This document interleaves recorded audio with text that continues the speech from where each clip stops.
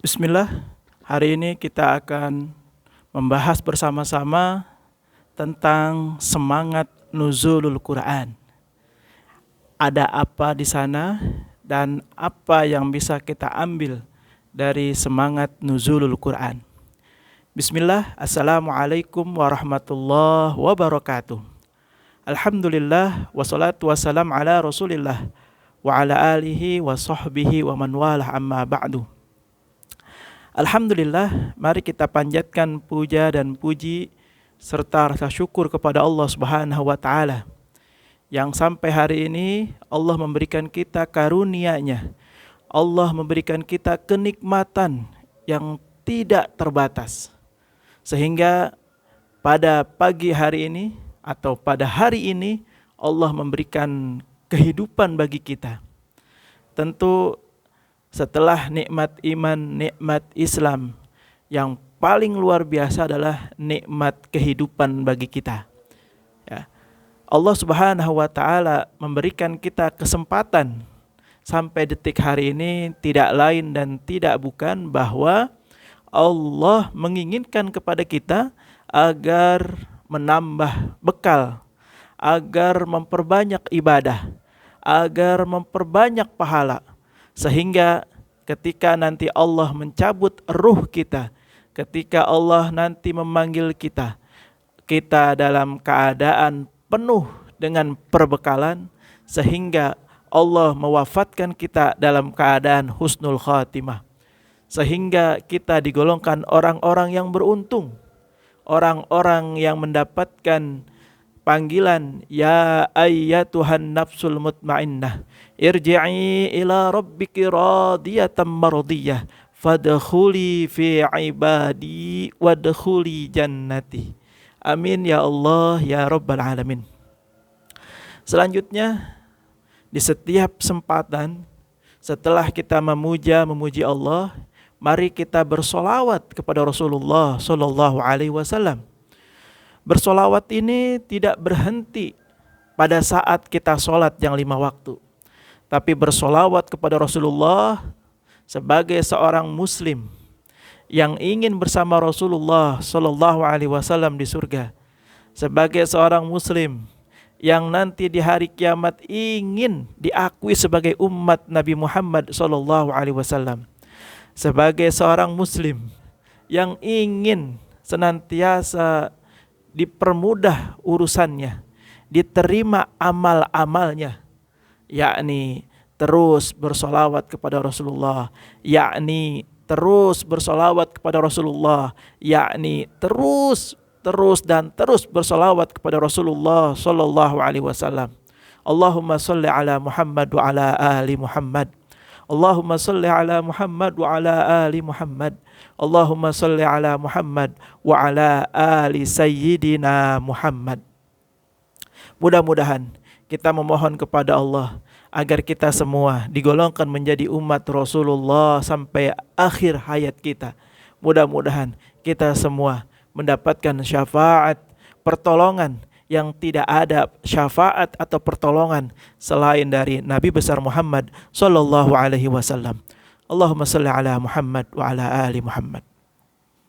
Pada kesempatan hari ini kita akan berbicara, akan membahas seputar nuzulul Quran. Setiap masuk bulan suci Ramadan, setiap muslim itu semuanya bergembira. Hatinya dipenuhi dengan harapan dan cahaya. Hatinya senantiasa berkobar-kobar untuk melakukan ibadah. Inilah rahasia kenapa kaum muslimin ketika masuk bulan suci Ramadan memiliki semangat yang luar biasa untuk beribadah. Karena memang bulan suci Ramadan ini memiliki keistimewaan tersendiri, memiliki mumayyizat, memiliki kelebihan dibandingkan dengan bulan-bulan yang lain. Maka seorang muslim yang dikasih kesempatan oleh Allah masuk bulan suci Ramadan, tapi dia tidak ada semangat dalam beribadah, nah ini perlu dipertanyakan. perlu dicek imannya. Sejauh mana iman orang itu kalau dia masuk bulan suci Ramadan tapi tidak ada peningkatan ibadah dalam dirinya. Nauzubillah summa nauzubillah. Nah, yang menjadi titik fokus kita hari ini adalah nuzulul Quran. Saat di mana Allah Subhanahu wa taala menurunkan Al-Quran. Dan ini berada pada bulan suci Ramadan. Maka sebagai seorang muslim yang iman, sebagai seorang muslim yang bertakwa, harus mengambil spirit dari nuzulul Quran ini. Harus mengambil ibrah dari nuzulul Quran ini. Harus mengambil pelajaran dari nuzulul Quran ini. Jangan sampai nuzulul Quran ini berlalu begitu saja.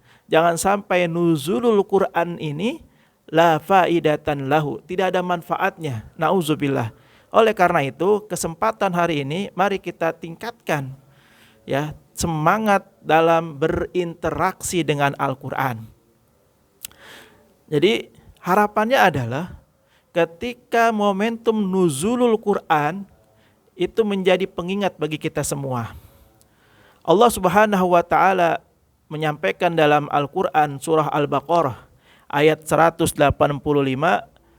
Syahrul Ramadan alladzi unzila fihil Quran hudal linnas wa bayyinatin minal huda wal furqan.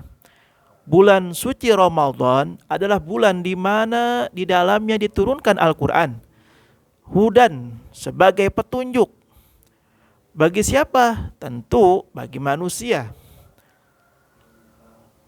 Wabayyinat, dan sebagai penjelas ya minal huda wal furqan, mengenai petunjuk-petunjuk dan sebagai pembeda-pembeda. Pembeda dari apa? Pembeda dari yang hak dan yang batil. Pembeda dari yang benar dan yang salah. Pembeda dari yang hak dan subhat. Ingat, ketika kita tidak tahu mana yang benar, mana yang salah, berarti ada yang salah dalam memahami Al-Quran. Ketika kita tidak faham dalam membedakan mana yang subhat, mana yang halal, mana yang haram, mana yang halal, maka ada yang salah dalam memahami Al-Quran. Karena Al-Quran merupakan hudan wa bayyinat, petunjuk dan penjelas daripada yang hak dan yang batil. Ini yang harus kita pahamkan dalam diri kita. Agar apa? Agar kita menjadi seorang muslim yang cerdas, seorang muslim yang visioner. Ingat, ketika bicara visioner dalam Islam, maka tidak ada orientasinya berhenti pada urusan dunia, tetapi harus sampai puncak, yakni urusan akhirat, yakni tujuannya ke surga, yakni tujuannya ke ridwan Allah Subhanahu wa taala. Nah, itulah seorang muslim yang sejati. Itulah seorang muslim yang imannya benar. Itulah seorang muslim yang kafah, yang sempurna dalam keislamannya. Jadi, setelah memahami Al-Qur'an, maka harus dapat merevolusi. Waduh, keren banget. Harus dapat merubah dirinya. Baik ucapannya, sikapnya, perbuatannya. Yang mana Islam mengajarkan semuanya. Islam mengatur semuanya.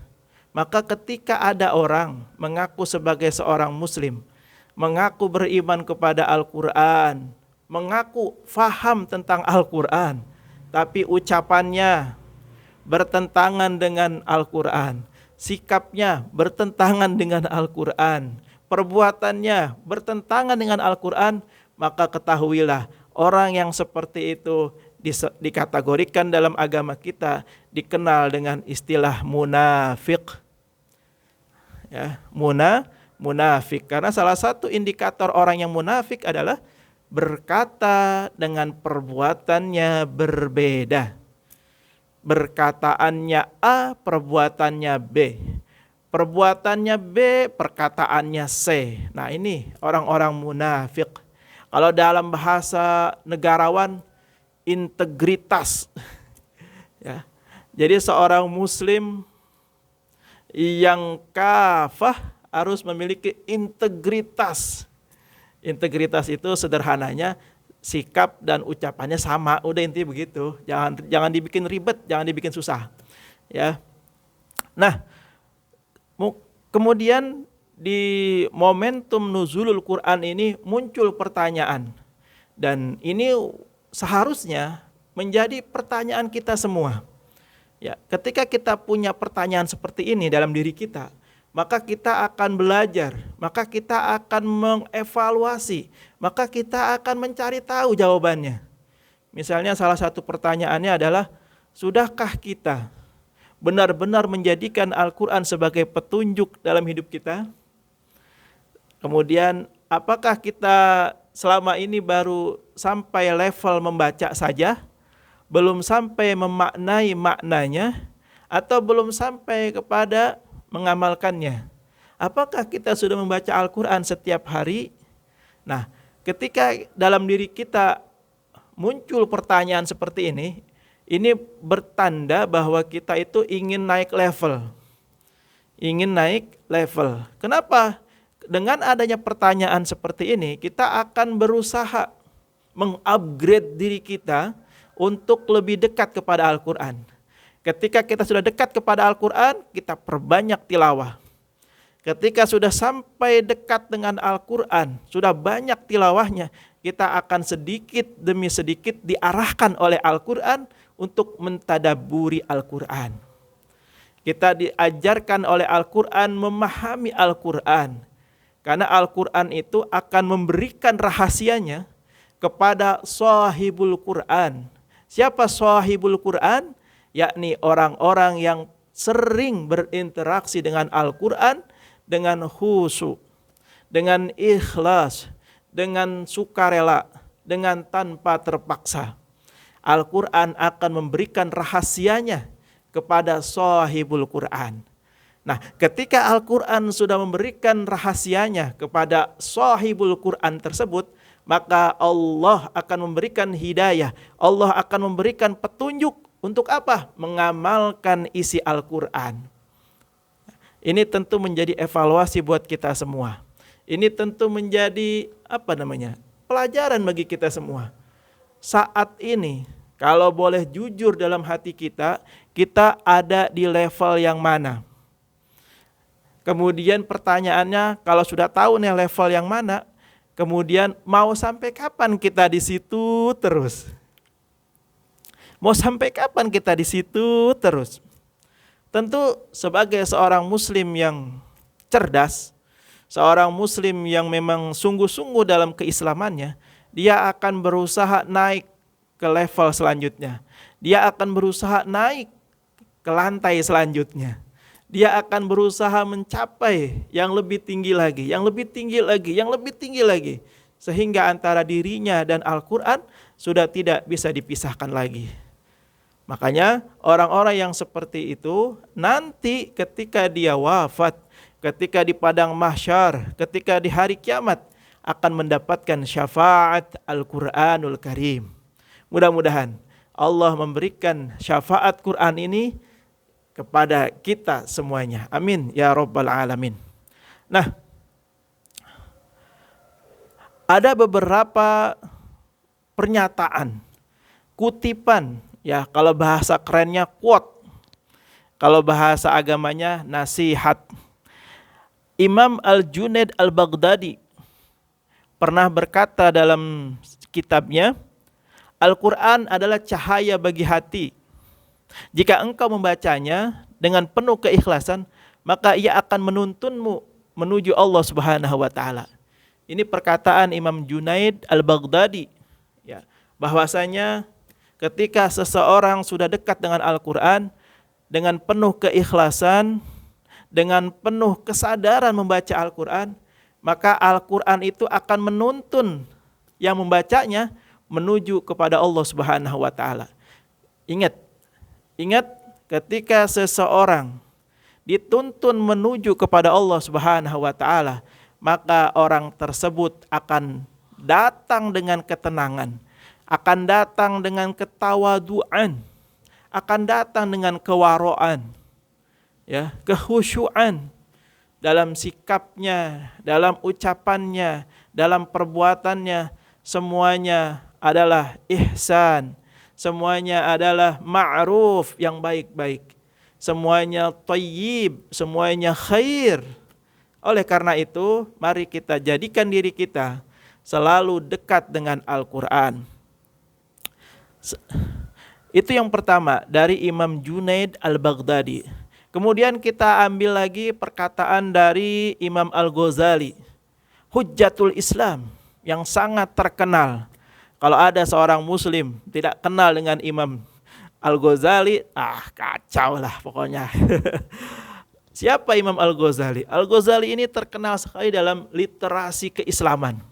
Imam Al-Ghazali ini banyak sekali mengarang kitab-kitab. Ada kitab Ihya Ulumuddin, ada kitab dan kitab-kitab yang lainnya. Nah, di dalam salah satu kitabnya Imam Al-Ghazali menyampaikan bahwa jangan engkau menjadikan orang yang membaca Al-Quran itu hanya berhenti pada lisannya, tetapi hatimu kosong darinya. Jadikanlah setiap ayat sebagai nasihat bagi jiwamu dan panduan bagi langkah-langkahmu. Kalau sedikit kita perhatikan, Imam Al-Ghazali memberikan kita nasihat. Apa nasihatnya? Kalau kita dekat dengan Al-Quran, kalau bisa jangan berhenti pada lisan kita. Jangan berhenti pada huruf demi huruf dari Al-Quran. Jangan berhenti hanya pandai melakukan Al-Quran.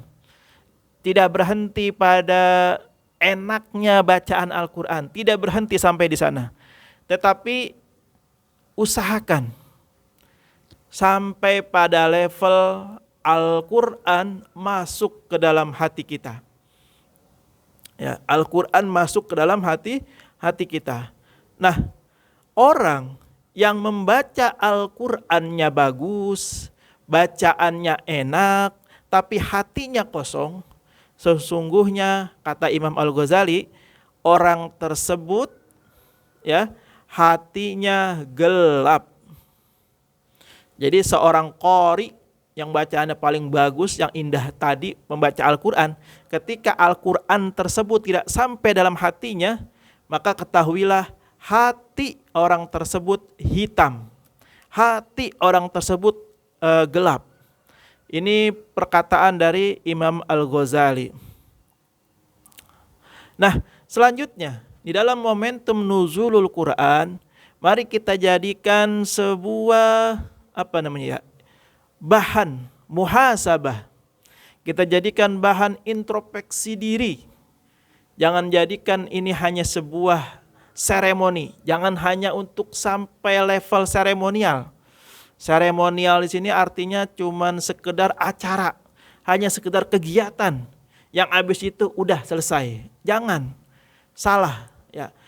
Salah kalau kita hanya menjadikan nuzulul Quran berhenti pada seremoni, berhenti pada kegiatan, berhenti hanya pada acara-acara, ya.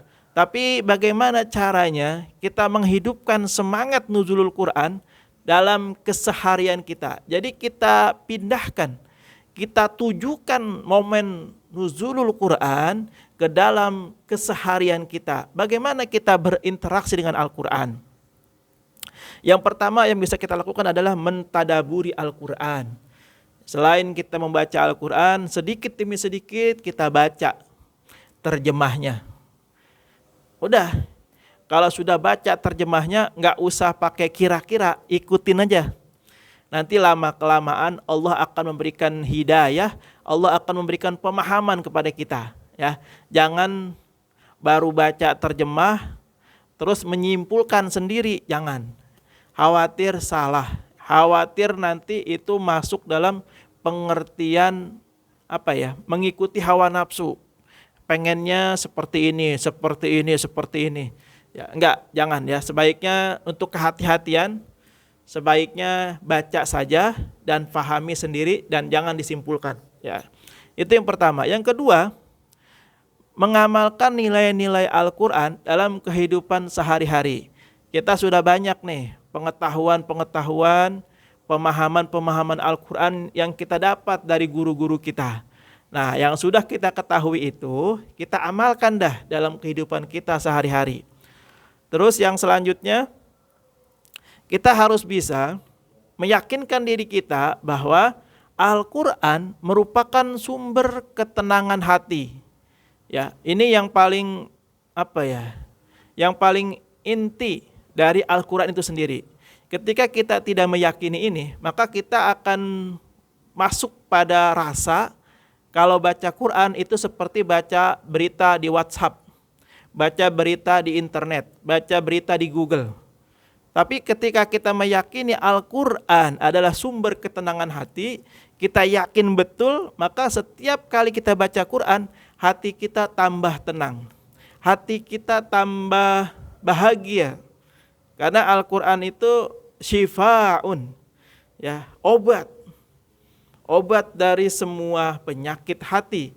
Makanya salah satu yang bisa dilakukan sebagai terapi dalam diri manusia mengobati penyakit-penyakit hati, perbanyak membaca Al-Quranul Karim. Nah, yang terakhir, yang wajib yang bisa kita lakukan di momentum nuzulul Quran ini, mungkin kita harus memasang niat.